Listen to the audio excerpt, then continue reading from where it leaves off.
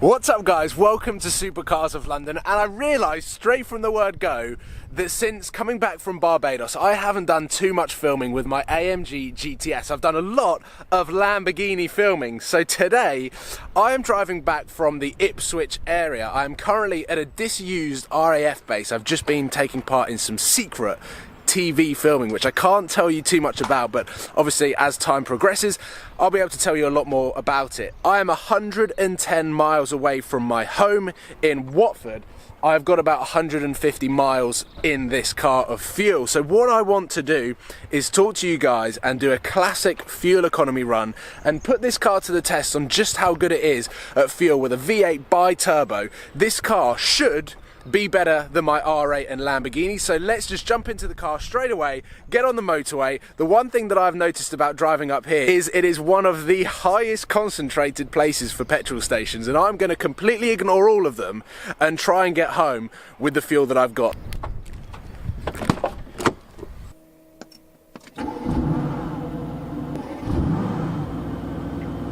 So it's been quite a while since I have done a fuel economy run. I've done a few challenges here and there, done one against Sam, which was in Europe. But it's been quite a long time since I've done a proper fuel economy run talking about MPG, and this is the first time that I've done it with the AMG GTS. A disused RAF base is not probably the best place to start.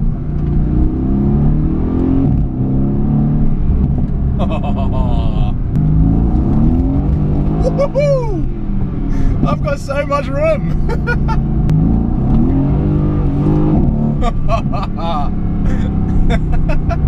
This is why I love this car. Just downshifting.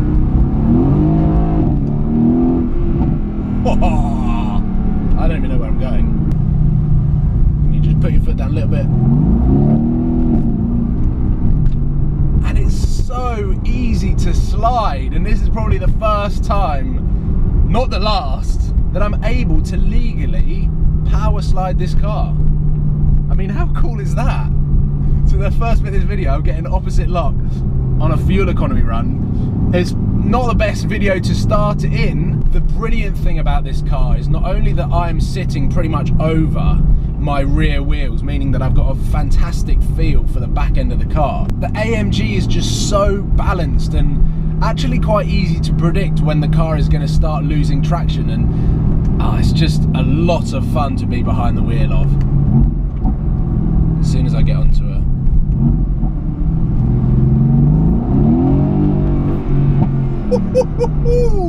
Okay, now I need to put it in comfort. Back into automatic. The start-stop technology is in auto. I'm going to get the trip reading on first. Okay, so now I'm going to get all of my trip information up onto the screen here and we can go through. So from start, my average is 21 miles an hour. My MPG is 16.4, which I'm going to have to do well to get up. Now, the interesting element to this video is even though I'm travelling 110 miles, usually around the UK, if you were travelling 110 miles, 95% of the journey would be on a motorway. However, this is a lot of country roads, a few dual carriageways, and then the M25, which can be so unpredictable. I could hit awful traffic, but it also could be a breeze and I could be able to cruise around at 60 miles an hour. But what I want to use this video to do more so is not only educate me, but also tell you guys just how good this car is on fuel. So I'm going to do my best to test the car's fuel economy at different cruises, different cruise controls. So I remember in my R8, the best speed to drive at was 60 miles an hour, which is granny speed. But at the same time, it was very good. I could get nearly 500 miles out of a tank, which did cost around 85, 90 pounds to fill up. The Lamborghini, a little bit more money to fill up, less miles to the gallon, and also less miles out of that full tank. I would get around 300 miles out of a £100 tank, whereas this car costs around 65, 70 quid to fill up, and I'm averaging around 350 to 400 miles. On a good run, I can get 450. Losing a bar so early on and having my MPG down at 16.4 to begin with from mucking around on the airfield means that oh, it's gone up. My MPG from start is 17.4, so I've already gained a mile per gallon. So we have hit a dual carriageway. The speed limit is still 40 miles an hour, which I'm currently doing. And my MPG has increased to 19. My fuel is still saying just under half a tank. My trip reader is saying 135 miles left to go. I don't think my original race mode XRAF base antics helped, but I couldn't turn down that opportunity. So now I need to turn. You're not in my blind spot anymore. Stage 1 of the brilliance of the 4-litre bi-turbo V8 that is in front of me. Second car I've owned with the engine in front of me. The Vauxhall Astra was the first one. I'm currently sitting, now not sitting at 60 mile an hour on the cruise control because I'm coming up to a roundabout. However, I was just cruising at 60 mile an hour because that is the speed limit on this dual carriageway, and I have got my MPG up to 21, so it is climbing incredibly quickly. Here we go, I'm accelerating. I'm going to accelerate out to 60 mile an hour, which will be the safe speed to join this dual carriageway on, and then I will assess the situation and then maybe raise it up to 70 mile an hour or stick to 60 and see how we get on, because my MPG is at 21 and it's just chilling right there. So let's see how we get on. I'm sitting behind a truck at the moment. I've got a Maserati 4200 about to overtake me right about now. 3200 actually. It's the older one, X-Reg. The one thing that I feel that this car is missing, and maybe that's because I haven't discovered it yet, is a live MPG reader.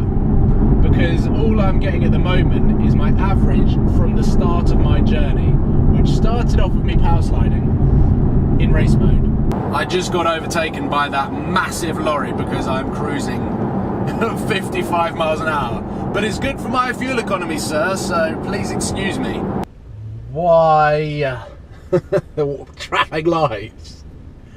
Do you know what? Driving up to Ipswich and sort of turning off of the M25 so soon into a journey, and then taking A roads, which are the dual carriageways, roundabouts, traffic lights, things like this, that I'm not used to on road trips. Although I can't gain fuel in terms of the bars of fuel, it's going up. My fuel economy is going up, and the reason that it goes up is because the Mercedes system is so clever that it calculates each mile that you are doing and the way that you've been driving it. So it calculates your driving style in a similar fashion to the Lamborghini and the R8, but this is obviously a lot more intelligent, being newer. So as I came off the M25 on the way up here, I did about an hour and a half of driving doing these roads, of cruising at relatively low speeds because the weather was atrocious. So I was doing start-stop, I was accelerating, I was slowing down, and my fuel economy obviously wasn't that good. My average of driving up here wasn't that good, whereas now I'm driving back and I'm actually consciously thinking about how I'm driving, trying to slow down. The air conditioning is still on because it's 17 degrees outside in England. That's hot. So I'm just cruising and my fuel economy is going back up. The amount of miles that I'm gaining out of the fuel that I've already got in my fuel tank, I'm producing more miles than the car originally thought that I was able to produce at the beginning of the journey. That's quite clever. I also think this is totally ironic because I've never had a journey where I've come across so many service stations before. And I don't know why that is, but we've just passed one. And there is another one right here, less than a mile down the road. So I thought, why not do one on the way back and drive past all of these fuel stations, but not stop at one of them. The other side of that bush, there is an Esso station right there. I don't know whether you saw that, but there's another one. Very nice colour on that Audi. Also, very nice colour on that Range Rover Evoque. True blood as well. So right now, I am not only passing another services right there with a 2-storey McDonald's, but I am at cruise control 60 mile an hour. There are a lot of cars on this road, both going that way and this way, so it's unsafe to do any faster, but cruising at 60 mile an hour, it is a very, very capable car. It's also a very smooth car, despite the road quality on this particular road. I don't know what it's called. It's not great, but my fuel economy, I've lost another bar of fuel, but my fuel range is still going up. So I'm on 175 miles of fuel left, but obviously I'm doing miles. I'm using fuel to do these miles, so surely I should be going down right about now. But I'm coming up to a quarter of a tank, which is 3 bars. I'm doing 25.6 mpg at 60 miles an hour, which is totally mental. I remember in my Audi R8 getting 28 mpg was like so rare. Naturally aspirated V8 2007 car.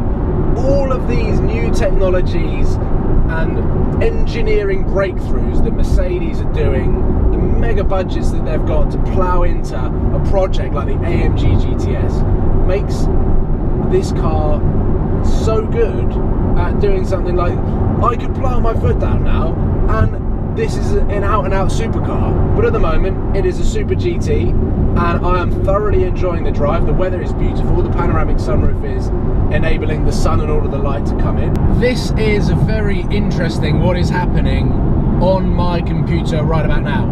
So I have been driving for the last 10-15 minutes at 70 miles an hour on the cruise control, 70 miles an hour, and it is stuck on 28.5 mpg. It has been like that for quite some time now, which is making me think that it is now starting to even out. It is starting to work out that this is basically what my average is going to sit at if I continue sitting at this speed. Sounded like a throaty motorbike.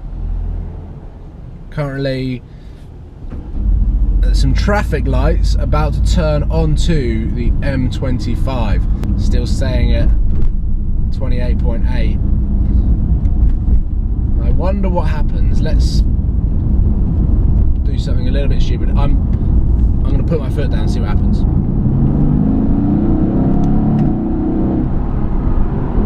28.5. And that was a short burst. All of that hard work for 3 seconds, and it's back down to 28.5. Pretty damn good news. I have not hit traffic on the M25. This must be the first time in about a month that I haven't hit a traffic jam. I may be speaking too soon, but I am travelling at 12:15 in the afternoon, so not many people are driving on the M25 at this time. It's just a very quiet time usually, and this particular sector of the M25 as well is a really good time to drive.